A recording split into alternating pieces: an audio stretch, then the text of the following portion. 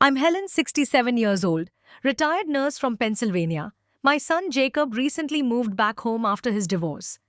Things were fine at first, but lately I'd noticed strange behavior. He'd been asking about my finances, my will, my health insurance. Then yesterday I discovered something horrifying while using his laptop. And now he's standing before me, insistently holding out a water bottle with a broken seal. I never thought I'd fear my own child. Let me know where you're watching from and hit subscribe to hear how I uncovered my son's deadly plan. My life had always been fairly ordinary, but content. I spent 35 years as a dedicated nurse at Mercy General Hospital in suburban Pennsylvania before retiring. My husband Frank and I had built a modest but comfortable life in our three-bedroom home on Maple Street. We weren't wealthy, but we had enough saved for a decent retirement. Frank passed away from a sudden heart attack 10 years ago. It was devastating, but I managed to adjust to life on my own. Our pension, social security, and the life insurance Frank had thoughtfully set up gave me enough to maintain my lifestyle without financial strain. Jacob, our only son, was 42 years old and had worked as a financial advisor at a local firm for nearly 2 decades. He had always been ambitious and smart with money. At least that's what I thought. About 8 months ago, his 15-year marriage to Sarah fell apart. They had two wonderful children, Lily, a daughter of 14, and Noah, daughter 12, who were the light of my life. Mom, Sarah, and I are getting divorced. Jacob had told me over coffee last March, his eyes downcast. It's been brewing for a while. We've grown apart. I was heartbroken for him, but tried to be supportive. I'm so sorry, honey. Do you want to talk about it? Jacob shook his head. Not really. But there's something else. With the divorce settlement, I'm going to be stretched pretty thin financially. I was wondering if I could move back home for a while, just until I get back on my feet. Of course, I agreed immediately. What mother wouldn't? After Frank died, the house felt too empty anyway. Having Jacob back would be a blessing.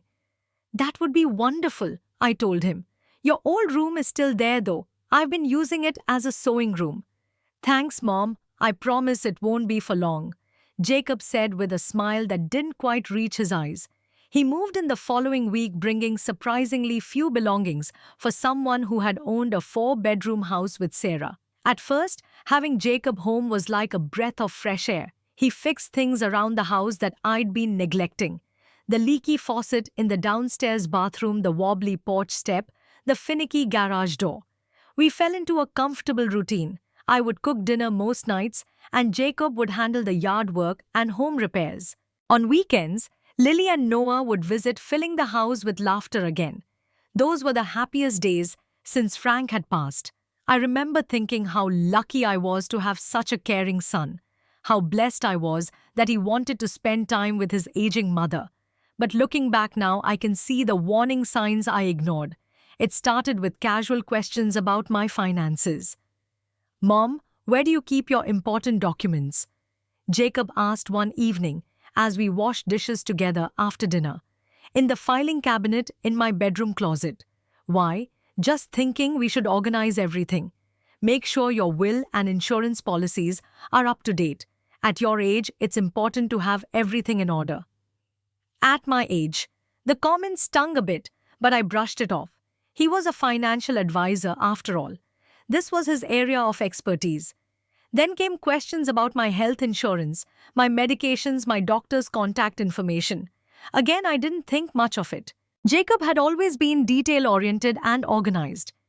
When he suggested changing my diet and adding new supplements, I was touched by his concern. Mom, I've been reading about heart health. Since Dad had heart problems, you should be extra careful. These fish oil supplements are supposed to be really good, he said, placing a bottle of pills on the kitchen counter. Your father's heart attack was from an undiagnosed congenital issue, not poor health, Jacob. I reminded him. Still better safe than sorry, right? He pushed the bottle toward me with an insistent smile. I started taking the supplements. Why wouldn't I? My son was looking out for my well-being. At least that's what I thought at the time. During those early months, we created new family memories.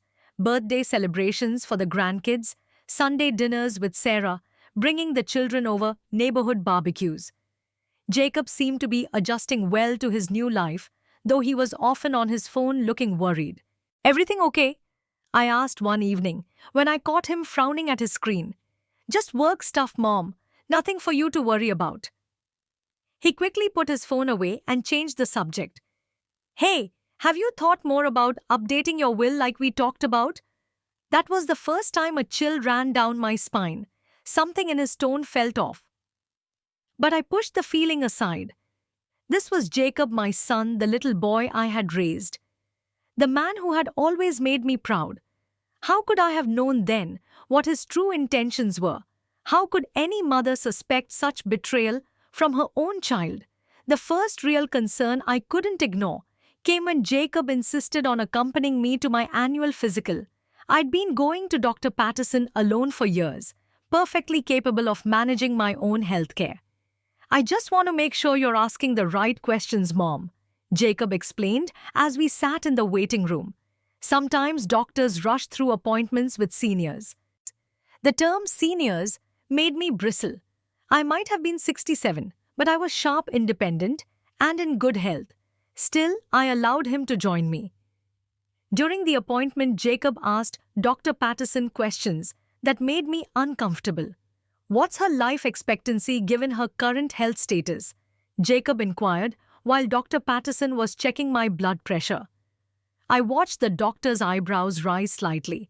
Your mother is in excellent health for her age, Dr. Patterson responded, looking at me rather than Jacob. Statistically speaking, women in her condition often live well into their 80s or 90s. And what health issues should we be watching for?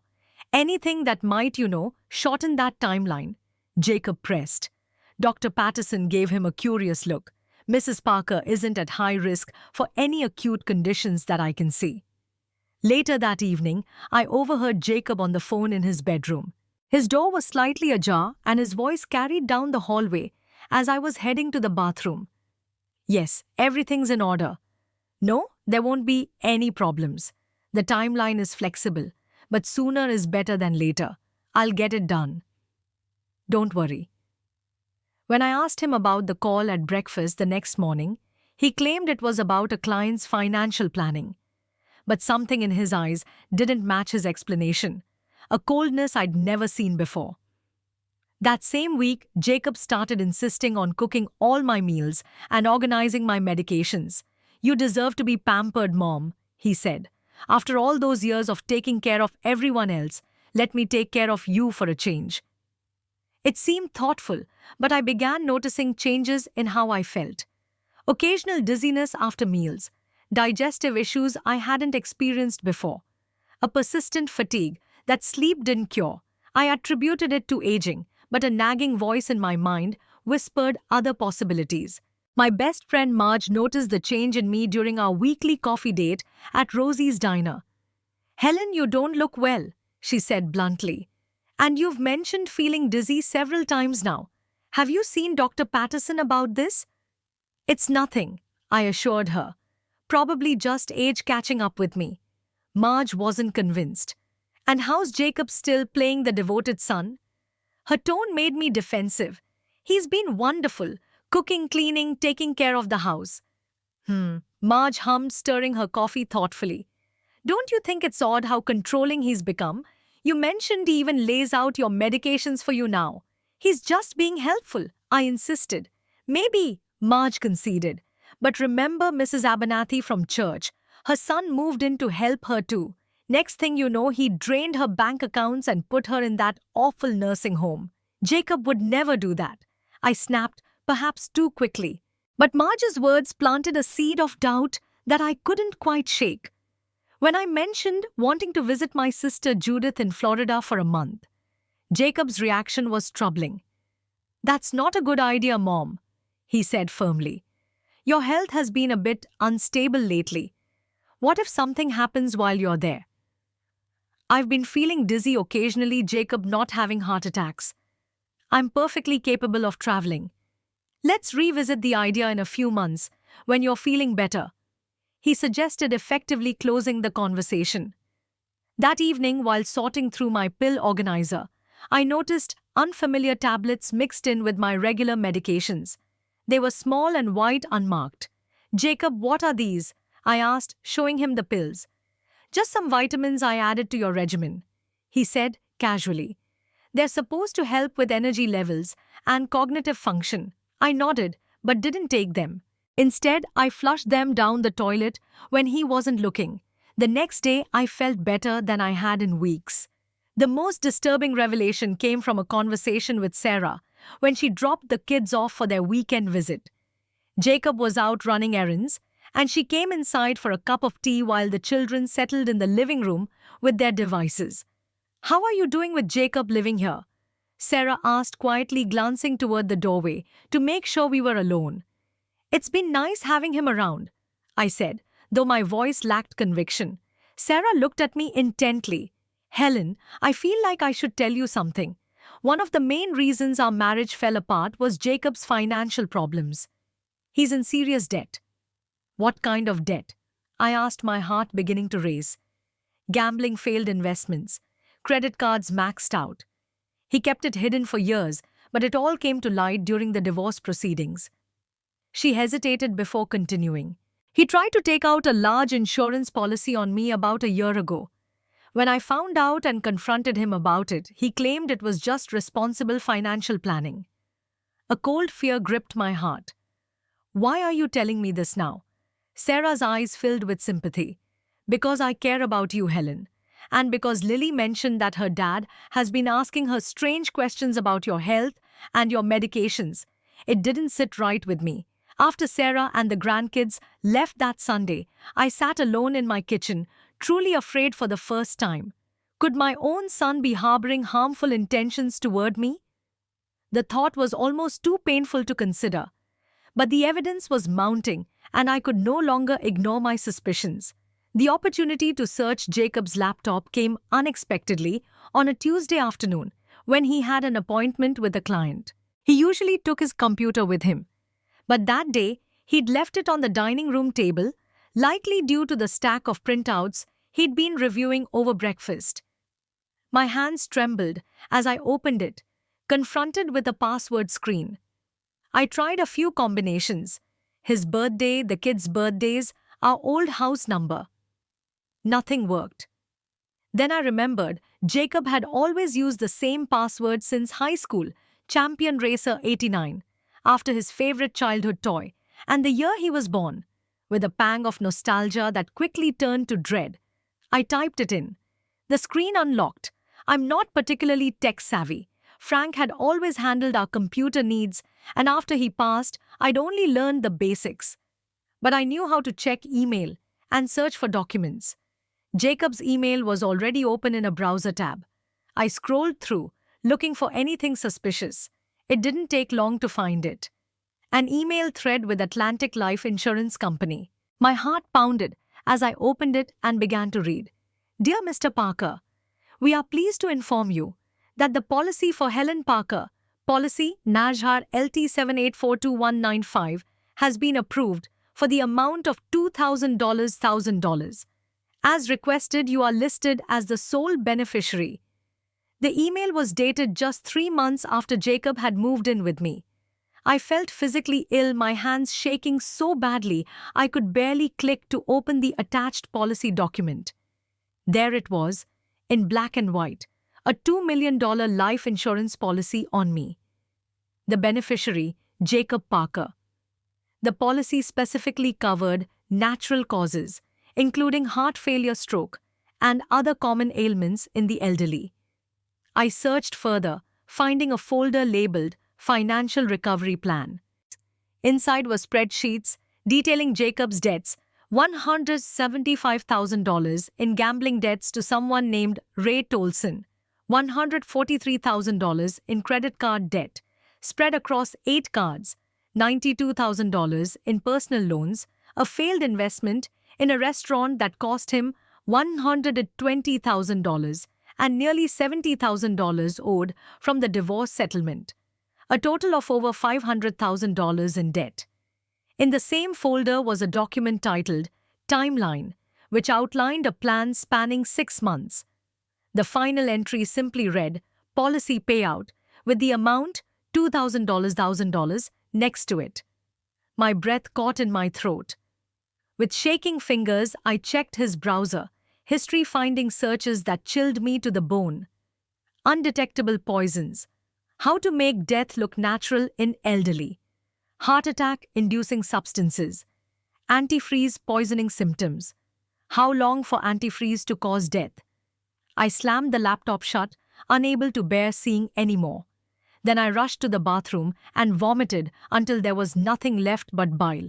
Collapsing onto the cool tile floor, I began to sob uncontrollably. My son, my only child, was planning to murder me for insurance money. I don't know how long I sat there, letting the waves of disbelief and betrayal wash over me. The ringing of my phone jolted me back to reality. It was Jacob. Hey mom, my meeting finished early. I'm heading home now. Thought I'd pick up some groceries on the way. Need anything specific? I fought to keep my voice steady. No, I'm fine. See you soon. Great. I'm thinking of making that special pasta dish you like for dinner tonight. Love you, Mom. Love you too. I responded automatically, the words tasting like ash in my mouth. I hung up and was immediately gripped by panic. Jacob would be home soon, and I needed to compose myself. He couldn't know what I'd discovered. Not yet. Not until I had a plan. Looking in the mirror, I barely recognized the woman staring back at me. Her face was ashen eyes, red-rimmed and wild with fear. I splashed cold water on my face, trying to erase the evidence of my breakdown. Think, Helen, I whispered to myself. You need to think clearly now. But how could I think clearly when my entire world had just shattered? The child I had carried in my womb, nursed at my breast, bandaged, skinned knees, for taught to ride a bike, helped with homework, cheered at graduations. That child was plotting my death. I felt a crushing pain in my chest that had nothing to do with poison or heart attacks. It was the pain of a mother's heart breaking beyond repair. When Jacob returned home, I was sitting at the kitchen table pretending to read a magazine. My heart was pounding so hard I was certain he would hear it. Hey, Mom, got everything for dinner plus a few extras, he called cheerfully as he entered with grocery bags. He seemed in unusually high spirits, whistling as he unpacked the items. Sounds nice, I managed to reply, forcing a smile that felt like it might crack my face. As Jacob began preparing dinner, chopping vegetables with the knife set I'd given him last Christmas, I watched his every move like a hawk. Was he adding something to the food? I couldn't be sure. I got you something special, Jacob said, turning from the counter with a bottle of water in his hand. It was a brand I didn't recognize with a fancy blue label. It's that mineral water you liked at the restaurant last month. Thought you might want some before dinner. I noticed immediately that the safety seal appeared to be broken, the plastic cap not quite sitting right. Thanks, honey. Let me just finish this article first, I said, motioning to my magazine. Jacob frowned slightly. It'll be better cold. Why don't you take it now? You look like you could use some hydration. There was something in his insistence that sent chills down my spine. Actually, I'm feeling a little thirsty. I relented, taking the bottle from him. Jacob watched intently as I pretended to take a sip, making sure the water didn't actually enter my mouth. I gave an appreciative and set the bottle down. Good, right. Make sure you drink the whole thing. It's got lots of good minerals, he said, turning back to his cooking, but glancing over his shoulder to check if I was drinking more. I lifted the bottle occasionally, pretending to sip, while actually letting no liquid pass my lips. Jacob kept watching his eyes, tracking the level of water in the bottle with unsettling focus. Just as the tension was becoming unbearable, my phone rang. It was Marge. Sorry, need to take this, I said, grabbing both my phone and the water bottle as I stepped out of the kitchen. Once in the hallway, I answered quietly. Marge, I can't talk right now. Helen, you sound strange. Is everything okay? Not really. I'll call you later, I whispered, glancing back to make sure Jacob wasn't following. I slipped into the bathroom, locking the door behind me. With trembling hands, I found an empty prescription bottle in the medicine cabinet, rinsed it thoroughly, and poured a small amount of the water into it. I screwed the cap on tightly and tucked it into my pocket. After flushing the toilet for effect, I poured most of the remaining water into the sink and returned to the kitchen. "Everything okay?" Jacob asked, his casual tone belied by the intensity in his eyes as they fixed on the now mostly empty bottle. "Yes, just Marge with her usual gossip," I said, trying to match his casual tone. Water was delicious. I drank almost all of it while on the phone. A smile spread across Jacob's face. "Great, I'll get you some more with dinner." Throughout the meal, I only pretended to eat, moving food around my plate and occasionally hiding bits in my napkin. When Jacob wasn't looking, he kept offering me more water, which I declined, saying I was feeling a bit bloated. "You barely touched your food, Mom," Jacob observed as he cleared the plates. "Feeling okay?" "Just a little tired," I replied, which wasn't a lie. The stress and fear had drained me completely. "Maybe you should turn in early," he suggested, a strange eagerness in his voice. "I'll check on you later to make sure you're all right." The thought of Jacob checking on me later sent a wave of terror through me. I needed to secure my bedroom somehow. "That sounds like a good idea," I agreed, standing up slowly. "Good night, Jacob." "Good night, Mom. Sleep well." As soon as I was in my bedroom, I locked the door and pushed my heavy dresser in front of it. I placed a chair under the doorknob for good measure. Then, hands shaking, I called Marge. "Helen, what's going on?" she asked immediately. "Marge," I whispered, terror making my voice quaver. "I need help. I think Jacob is trying to kill me." The next morning, I left the house before Jacob woke up, leaving a note saying I had an early hair appointment. Instead, I drove directly to the home of my former nursing colleague, Dorothy Williams, who now worked in a medical laboratory. Dorothy was surprised to see me on her doorstep at 7:30 a.m., especially in such a distressed state. "Helen, my God, you look awful," she said, ushering me inside. "What's happened?" "I need your help, Dorothy," I said, pulling the prescription bottle from my purse. "I need to know what's in this water." Dorothy's expression grew serious as I explained my suspicions. Being a medical professional, she understood the gravity of the situation immediately. "I can run some basic tests at the lab," she said. "It won't be official, but it might give us an idea if there's something harmful present." "Thank you," I breathed. "How long will it take?" "Come back around lunchtime. I should have something by then." My next stop was First National Bank, where I'd been a customer for over 30 years. The branch manager, Thomas Jenkins, had known Frank and me since we'd opened our first joint account. "Mrs. Parker, good morning." He greeted me warmly. Then, noticing my appearance, his smile faded. "Is everything all right?" "I need to check my accounts, Thomas, all of them." In his office, Thomas pulled up my information. My stomach dropped as I saw the account balances. "This can't be right," I said, pointing to my primary savings account. "There should be over $100,000 here." Thomas frowned, typing rapidly. "There have been several large withdrawals over the past few months. The most recent was last week, $15,000. I didn't make those withdrawals. They were authorized using your information," Thomas said slowly. "And according to our records, you added your son Jacob as a joint account holder 3 months ago." My blood ran cold. "I did no such thing." Thomas looked alarmed now. "Mrs. Parker, I think we need to report this as potential fraud." By the time I left the bank, I had frozen all my accounts, filed fraud reports, and was clutching paperwork documenting withdrawals, totaling nearly $70,000, all made by Jacob. My next stop was the office of Richard Hoffman, our family attorney for decades. Richard had handled Frank's will and all our legal matters since the 1980s. "Helen, this is quite an accusation," Richard said after I'd laid out my discoveries. "Are you absolutely certain about this?" "Look at the evidence, Richard," I said, pushing forward the bank statements and my notes about the insurance policy. "He's systematically stealing from me, and has a $2 million motive to see me dead. Richard removed his glasses, pinching the bridge of his nose. Have you considered that there might be an innocent explanation? Perhaps the insurance policy is legitimate financial planning. Then why didn't he tell me about it? Why is he researching poisons? Why is he tampering with my food and drink? My voice rose with each question.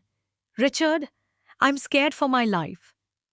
The gravity of my words finally seemed to sink in. Richard nodded slowly and reached for his phone.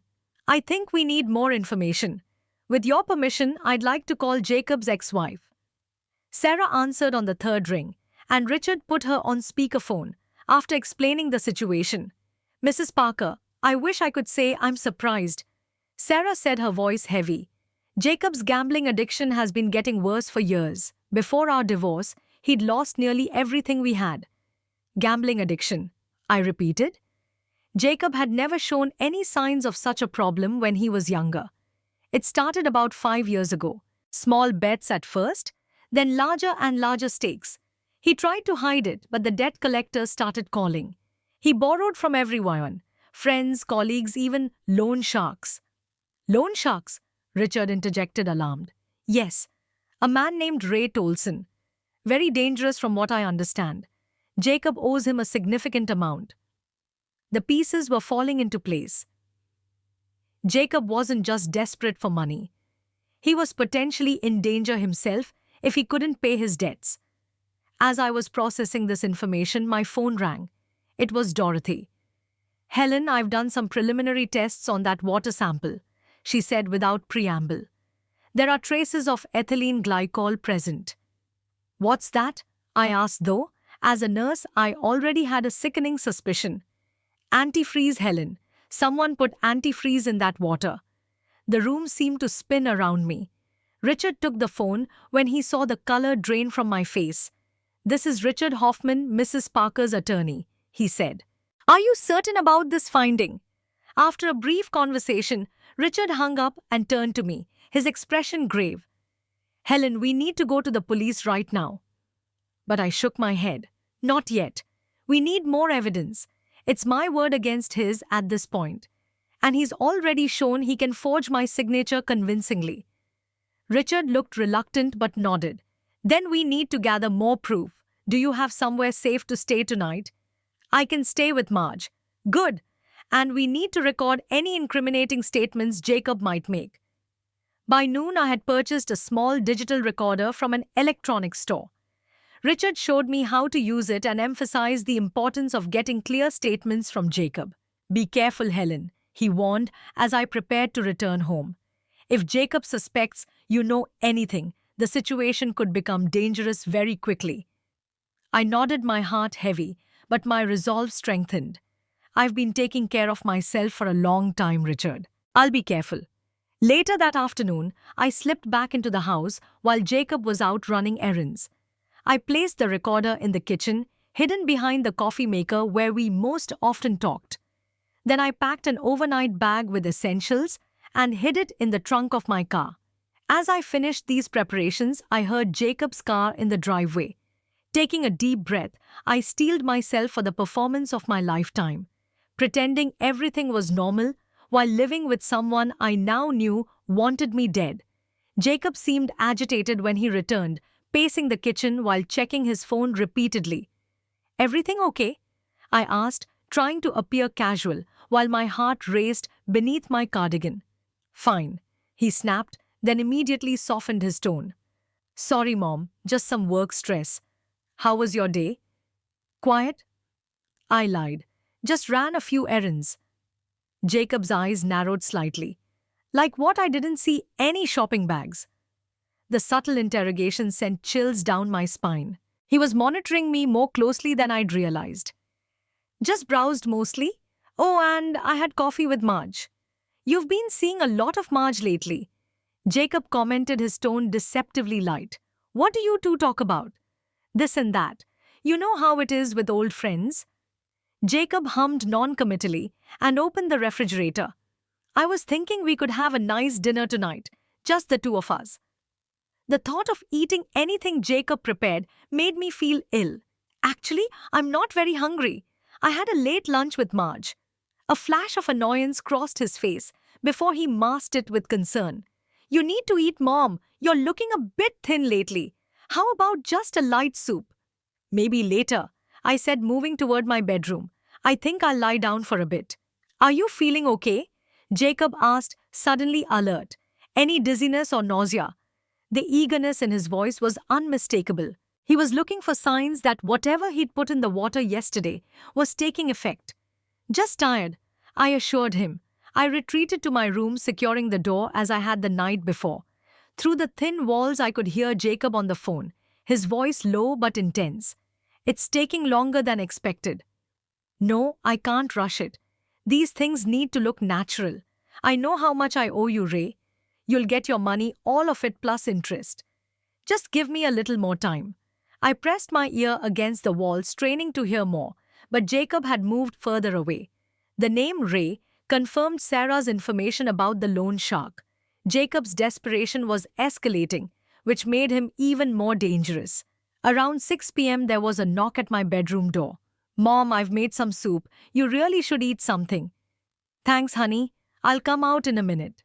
I found Jacob in the kitchen, a bowl of chicken soup steaming on the table. Next to it was another bottle of water, this one with the seal apparently intact. Fresh bottle, Jacob said, noticing my glance. The seal was broken on the last one when I got it home. Quality control issues, I guess. I nodded, sitting down cautiously. The soup smelled normal, but I didn't trust anything anymore. I stirred it slowly, occasionally, lifting the spoon to my lips, but not actually eating. I spoke with my financial advisor today, I said, suddenly, watching Jacob's reaction. His hand froze halfway to his mouth. Oh, what about? About updating my will like you suggested. I'm thinking of making some changes. Jacob set down his spoon, giving me his full attention. What kind of changes? Well, I'm considering dividing my estate differently. Maybe setting up trusts for Lily and Noah that they can access when they're older. Jacob's face darkened. Don't you think that's something we should discuss first? I am their father after all. Of course, I said mildly. But ultimately, it's my decision how to distribute my assets. Mom, Jacob said, his voice tight. You don't know much about these things. Financial planning is complicated. You could make decisions that aren't in your best interest. That's why I spoke with a professional. I replied, maintaining eye contact. Oh, and I'm also considering a large donation to the hospital where I worked. They have a new cardiac wing that needs funding. Jacob's knuckles whitened around his water glass. That seems premature. You might need that money for your own care as you get older. Maybe, I acknowledged. But I feel strongly about leaving a legacy. The tension in the room was palpable. I decided to push further, hoping to provoke a revealing response that the recorder would capture. By the way, I discovered something interesting yesterday. Did you know there's a life insurance policy taken out on me for $2 million? Jacob's face drained of color, but he recovered quickly. Where did you hear that? I got a call from the insurance company about some paperwork. Strange that you never mentioned it to me. It must be a mistake, Jacob said, avoiding my eyes. Or a scam. You know how many scammers target seniors. It didn't sound like a scam. The agent knew all my details. Said you were the policyholder and beneficiary. Jacob's expression hardened. Mom, have you been going through my things? The dangerous edge in his voice made my blood run cold, but I pressed on. Why would I need to do that? The insurance company called me directly. They shouldn't have done that, Jacob muttered, almost to himself. Then more loudly, it's just responsible financial planning, Mom. Every advisor recommends having proper coverage for family members. $2 million seems like a lot of proper coverage, I observed. Jacob pushed back from the table abruptly. I don't appreciate being interrogated in my own home. This is my home, Jacob, I corrected quietly. You moved in with me, remember? Something shifted in Jacob's demeanor then. The pretense of the caring son fell away completely, replaced by a cold calculation that made him almost unrecognizable to me. You know, don't you? He said flatly. I maintained my composure, though fear coursed through me. Know what, Jacob? Cut the act, Mom. You've been snooping. Going through my computer, my private files. He was advancing toward me now, and I rose from my chair, keeping the table between us. I don't know what you're talking about. I insisted, eyes darting to the door. No one from the insurance company would have called you. It's not how it works. His voice was eerily calm now. What else did you find out? Jacob, you're scaring me, I said truthfully. He laughed, a hollow sound that held no humor. You should be scared, Mom. You have no idea what kind of trouble I'm in. What kind of trouble? I asked, hoping he would continue to incriminate himself for the recorder. The kind that doesn't go away by updating your will or donating to a hospital, he snapped. The kind that only money, lots of money, can solve. Is this about gambling debts? Sarah told me. Sarah, he exploded. You've been talking to Sarah. God, you've been busy, haven't you? He stormed to the counter and grabbed the water bottle I hadn't touched. Why haven't you been drinking the water I gave you? Or eating the food I prepare? You've been pretending this whole time, haven't you? When I didn't answer, his face contorted with rage. He lurched forward, suddenly grabbing my arm with bruising force. Drink it, he demanded, trying to press the bottle to my lips. Drink the damn water, Mom. I struggled against him, knocking the bottle from his hand. It crashed to the floor, liquid spilling across the tile. I'm not drinking anything you give me, I shouted. I know what you've been doing, Jacob. I know about the antifreeze. His eyes widened at my words, and for a moment, he seemed shocked into stillness. I used that moment to break away, rushing toward the door. But Jacob was faster, cutting me off before I could reach it. You're not going anywhere, he growled, grabbing me by the shoulders and shoving me backward. I lost my balance, falling against the kitchen counter with enough force to knock the wind from my lungs. Pain shot through my side as my ribs collided with the hard edge. Jacob, please, I gasped, clutching my side. This isn't you. You need help. Help! He laughed bitterly. The only help I need is $2 million to pay off Ray Tolson before he kills me. And you're going to provide that help one way or another. He advanced on me again, and I scrambled away, pain radiating through my ribs with each movement. Jacob grabbed a dish towel from the counter, and to my horror, began twisting it between his hands. I didn't want it to be like this, he said, a strange calmness settling over him. The poison would have been peaceful, like falling asleep. But you forced my hand, Mom. Terror gave me strength I didn't know I possessed. As Jacob approached, with the twisted towel, I grabbed the cast iron skillet from the stove and swung it with all my might. It connected with his shoulder, causing him to cry out in pain and stumble backward.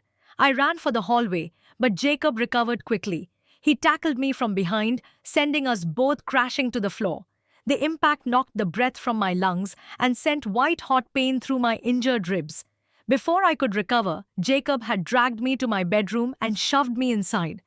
You're going to stay in here and think about your options, he said, breathing heavily. By morning, you'll see reason. One way or another, Mom, this ends tomorrow. The door slammed shut, and I heard the distinctive click of the key turning in the lock. I was trapped. I pounded on the door, crying out for help, but Jacob had already walked away. My phone was still in the kitchen. The house was set back from the street, my nearest neighbors, too far to hear my cries. Panic threatened to overwhelm me. Then my hand brushed against something on my wrist. My medical alert bracelet. Frank had insisted I wear one after he had his first minor heart episode, worried that I might need help while alone. I'd kept wearing it after his death, more as a memento than for practical use. With trembling fingers, I pressed the emergency button. Within seconds, a voice came through the small speaker. Mrs. Parker, this is Medical Alert Services. Do you have an emergency? Yes, I whispered, afraid Jacob might hear. My son has locked me in my bedroom. He's trying to kill me for insurance money. Please send the police to 487 Maple Street immediately. We're dispatching emergency services now, Mrs. Parker. Stay on the line with me. From outside the bedroom, I could hear Jacob moving around frantically, drawers opening and closing, papers rustling. He was destroying evidence. I clutched the alert device, whispering prayers for the police to arrive quickly, trying to ignore the throbbing pain in my ribs and the deeper ache in my heart. How had it come to this? How had my beautiful baby boy turned into a man capable of such calculated cruelty? As I waited in the dark bedroom, tears streaming down my face, I mourned not just my own potential death, but the death of the son I thought I knew. The flashing lights of police cars illuminated my bedroom window approximately 15 minutes later. I heard shouting, the splintering of wood as the front door was forced open. Then Jacob's voice raised in protest. "What the hell is this? You can't just break into my house. Police hands where we can see them." "My mother is having a mental episode," Jacob said, his voice taking on a concerned tone that made my blood boil. "She's been imagining things, making wild accusations." "Step aside, sir. We need to check on Mrs. Parker." There was a scuffle, more shouting, then heavy footsteps approaching my bedroom. A loud knock on the door. "Mrs. Parker, this is Officer Ramirez with the Riverside Police Department." "Are you in there?" "Yes," I called out. "The door is locked from the outside." Moments later, the door burst open and two police officers stood before me, their expressions shifting from alert to concerned, as they took in my disheveled appearance and the way I was clutching my ribs. "Are you hurt, ma'am?" the female officer asked, holstering her weapon and approaching me. My ribs." I winced. My son pushed me against the counter. "We need medical assistance." She spoke into her radio before helping me to my feet. "Your son is in custody, Mrs. Parker. You're safe now." As they escorted me through the house, I saw Jacob being handcuffed and read his rights in the living room. His face was a mask of fury, all pretense abandoned. "This is ridiculous," he shouted when he saw me. "Mom, tell them you're confused. Tell them about your memory problems." I met his gaze steadily despite the trembling in my limbs. "The only thing I'm confused about, Jacob, is how my son could try to poison me for insurance money." His face contorted with rage. "You ungrateful bitch! After everything I've done for you, I was taking care of you." The officers began leading him away, but he continued shouting over his shoulder. "You think this is over? You think anyone will believe you? A confused old woman with no evidence." At that moment, I remembered the recorder. "Wait," I said to Officer Ramirez. "There's evidence in the kitchen behind the coffee maker. A digital recorder that captured my son confessing and threatening me." One of the officers retrieved the device while paramedics arrived to examine my injuries. As they were checking my ribs, which turned out to be bruised but not broken, the police searched the house. They found the bottle of antifreeze in Jacob's closet partially emptied. His laptop contained all the incriminating searches I'd discovered, plus detailed notes on how much poison to administer over time to mimic natural illness. Most damning of all, they found a journal outlining his entire plan, from moving in with me to collecting the insurance payout after my natural death. As I was being helped into an ambulance, Detective Lisa Morgan approached me. "Mrs. Parker, I know this is difficult, but we'll need a full statement from you once you've been treated." I nodded wearily. "What will happen to Jacob?" Her expression softened slightly. "He's facing multiple serious charges: attempted murder, financial elder abuse, fraud. With the evidence we've found, he'll likely be looking at significant prison time." The reality of the situation crashed over me anew. My son, my only child, would be going to prison for trying to kill me. No matter how justified the punishment, the thought brought fresh tears to my eyes. "I know this must be incredibly painful," Detective Morgan said gently. "We have victim advocates who can provide support during this process." As the ambulance doors closed, I caught a final glimpse of my home, the place that had held so many happy memories, now forever tainted by betrayal and violence. The paramedics began to treat me, asking questions about my medical history and pain level, but my mind was elsewhere. I was thinking about Jacob as a small boy laughing as Frank pushed him on a swing. I was thinking about his high school graduation, his wedding day, the birth of his children. How had that sweet child become the man who looked at me with such hatred? When had money become more valuable to him than his mother's life? The hospital was a blur of examinations, statements to police, and visits from victim services. By morning, the full weight of what had happened began to settle on my shoulders. My son had tried to kill me, and now I was alone. The weeks following Jacob's arrest were the darkest of my life. Physically, my injuries healed quickly. The bruised ribs faded from purple to yellow, then disappeared entirely. But the emotional wounds felt unsurvivable. I couldn't bear to return to the house on Maple Street. Every corner held memories now poisoned by betrayal. Marge insisted I stay with her until I figured out my next steps. "You're not alone, Helen," she assured me, setting a cup of tea on the nightstand beside the guest bed, where I'd spent most of the past 3 days. "We'll get through this together." The police investigation uncovered even more than I had found. Jacob had been planning my death for over a year. He'd opened credit cards in my name, drained my accounts systematically, and had been slowly poisoning me with small amounts of antifreeze for weeks, just enough to make me feel ill without raising suspicion. The district attorney, a compassionate woman named Julia Reynolds, met with me personally to discuss the case. "With the evidence we have, Mrs. Parker, your son is facing up to 25 years in prison," she explained gently. "I want you to be prepared for what's ahead. The preliminary hearing is next month, and if he doesn't accept a plea deal, there will be a trial where you'll likely need to testify." The thought of facing Jacob across a courtroom recounting his betrayal publicly made me physically ill. But I knew I had to be strong, if not for myself, then for Lily and Noah, who were the true innocent victims in all of this. Sarah brought the children to visit me at Marge's house after school one day. They were confused and devastated, unable to reconcile the father they loved with the monster described in news reports. "Grandma, is it true?" Lily asked, her young face crumpled with grief. "Did Dad really try to hurt you?" I pulled her close, stroking her hair. "Your father made some terrible choices because he was desperate, but that doesn't mean he doesn't love you." "But why would he do that?" Noah demanded, angry tears in his eyes. "How could he try to hurt you for money?" I had no adequate answer for them. How do you explain to children that their father had valued money over family? That addiction and desperation had corrupted him so completely? "Sometimes people get lost," I said finally. "They can't see clearly anymore, and they make choices they would never make if they were thinking straight." The explanation felt hollow, but it was the best I could offer.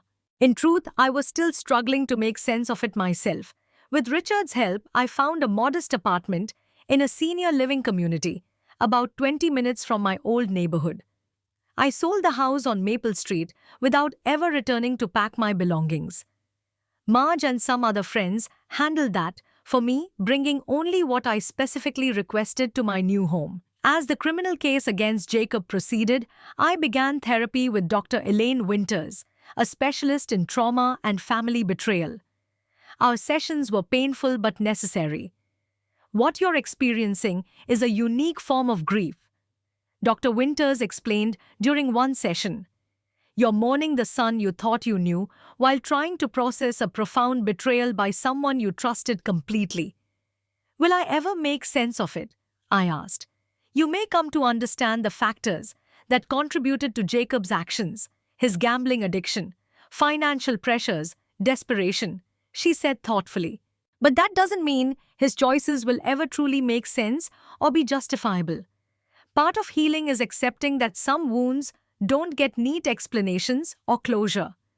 Slowly, painfully, I began rebuilding my life.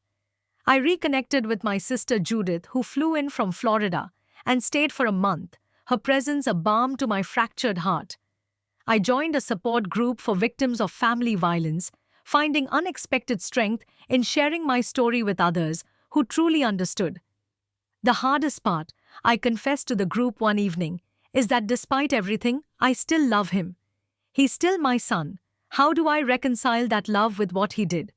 An elderly man named Robert, whose daughter had stolen his life savings, nodded in understanding. You don't stop loving them, you just learn to love them from a safe distance. Those words became my mantra in the months that followed. Jacob ultimately accepted a plea deal: 15 years in prison with the possibility of parole. After 10 plus restitution for the money he had stolen from me, he was required to relinquish all parental rights, though Sarah compassionately arranged for supervised visits with the children if they wished to see him. I didn't attend his sentencing. I had said all I needed to say in the victim impact statement I'd submitted to the court. The person who tried to kill me was not the son I raised. My son was kind, thoughtful, and full of promise. Somewhere along the way, addiction and desperation transformed him into someone I no longer recognize. I hope that during his incarceration, he finds his way back to the person he once was. Not for my sake, but for his own, and for his children who deserve to know the good man he was capable of being. 6 months after Jacob went to prison, I received my first letter from him. It sat unopened on my kitchen table for weeks. I wasn't ready.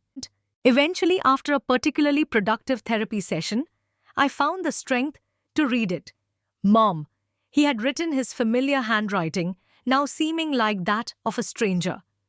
There are no words that can adequately express my remorse or explain my actions. I don't expect forgiveness. I don't deserve it. But I want you to know that I'm getting help. The prison has a program for gambling addiction, and I'm working with a counselor to understand how I became the kind of man who could hurt the person who gave him life. I'm sorry. I'm so sorry. I cried for hours after reading those words, not just for what I had lost, but for what Jacob had lost as well. His freedom, his children, his future, his soul, all sacrificed on the altar of addiction and greed. After much consideration and several discussions with Dr. Winters, I decided to visit Jacob in prison, just once, to look him in the eye and find whatever closure might be possible. The prison visiting room was stark and depressing. When Jacob was led in, I barely recognized him. He had lost weight and his eyes held a haunted quality I'd never seen before. We sat across from each other, separated by a table under the watchful eyes of guards. Mom, he said, his voice breaking, I didn't think you'd come. I needed to see you. I replied simply. Why? To understand if I can, and to tell you something important.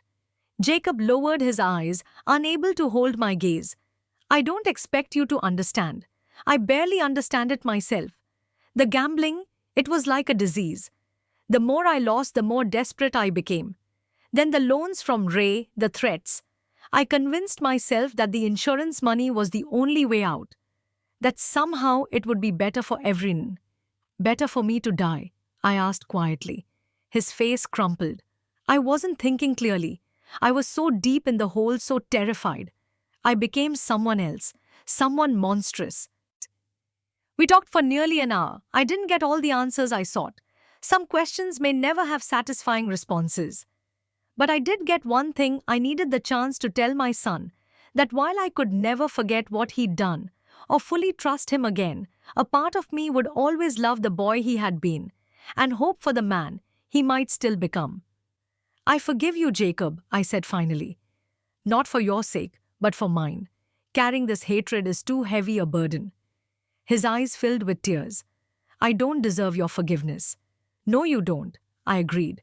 But forgiveness isn't about what's deserved. It's about releasing yourself from the prison of anger and resentment. I refuse to let what you did destroy the rest of my life. As I left the prison that day, I felt lighter somehow. The pain wasn't gone. It might never completely disappear, but it no longer defined me. In the months and years that followed, I rebuilt my life piece by piece. I moved to a comfortable retirement community, closer to Sarah and the grandchildren, so I could be more present in their lives. I volunteered at a crisis center, using my nursing background and personal experience to help others navigating trauma and betrayal. I even started dating again, at age 70, meeting a kind widower named Thomas through a community art class. We enjoy each other's company without expectation or pressure, finding joy in simple pleasures and shared experiences. Lily and Noah visit regularly. We never shy away from discussing what happened with their father, but we focus more on healing than on dwelling in the past. I've made it my mission to ensure they know that Jacob's actions were not their fault and don't diminish their worth or potential. Life continues to unfold with both beauty and sorrow as it always has. My experience taught me that trust once shattered can never be fully restored to its original form, but it can be reconstructed into something new. More cautious perhaps, but also more authentic and resilient. If you're facing betrayal by someone you love, know that surviving it is possible. The road is long and painful, but there is light beyond the darkness. Trust your instincts, seek help when you need it, and remember that while family bonds are powerful, your safety and well-being must always come first. Have you ever had to make the difficult choice between loyalty to family and self-preservation? Please share your experiences in the comments below. And if my story resonated with you, please like, subscribe, and share it with someone who might need to hear that healing is possible even after the deepest betrayal. Thank you for listening, and may you find strength and peace on your own journey.